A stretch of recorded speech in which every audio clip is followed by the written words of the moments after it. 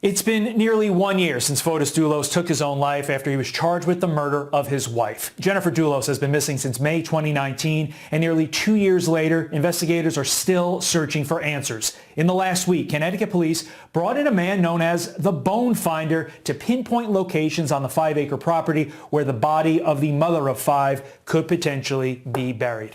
Bob Perry, the cemetery geophysics expert, joins me now to discuss. Bob, what did you discover when you went to that property?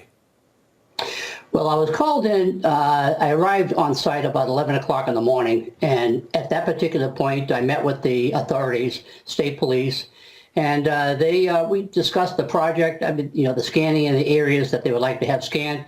And so then we proceeded to the outside of the house, down the back area, down to just about an area where there's woods and there's like a swampy area.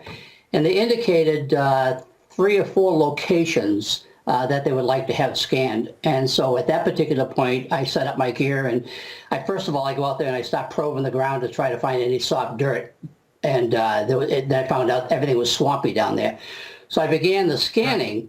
And we picked the first location and did the scanning first location, and that was like we had to clear a lot of the brush out of the way, machetes, the whole thing, and we cleared it. And I found one area that was pretty soft. However, it had rocks all around it, large rocks, but yet in the center of the large rocks there was a clearing, probably about the size of a grave. It could be a grave size, and so I scanned in that particular area, and I found really nothing. I found I found disturbed soil, but there was no anomalies in the disturbed soil, and that's what I look for. I look for anomalies in the ground.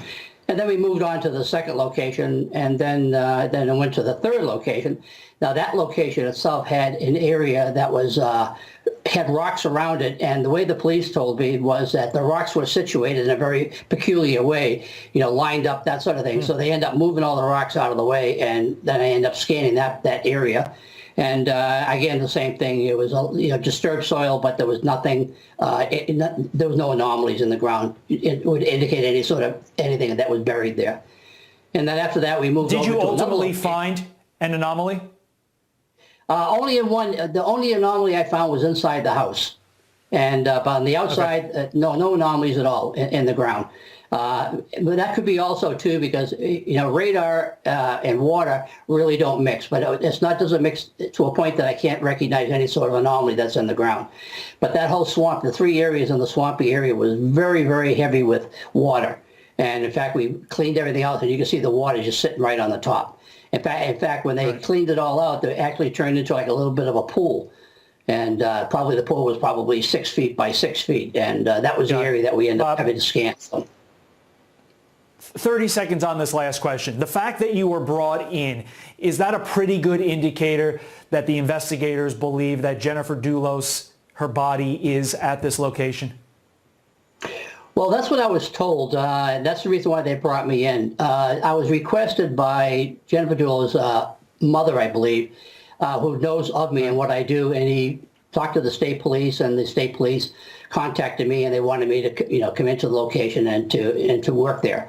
As far as knowing what we're doing out in that particular area, right after we get done scanning the area, they end up doing these officers there were actually digging the location, each one of the location, and then the second day they brought in backhoes.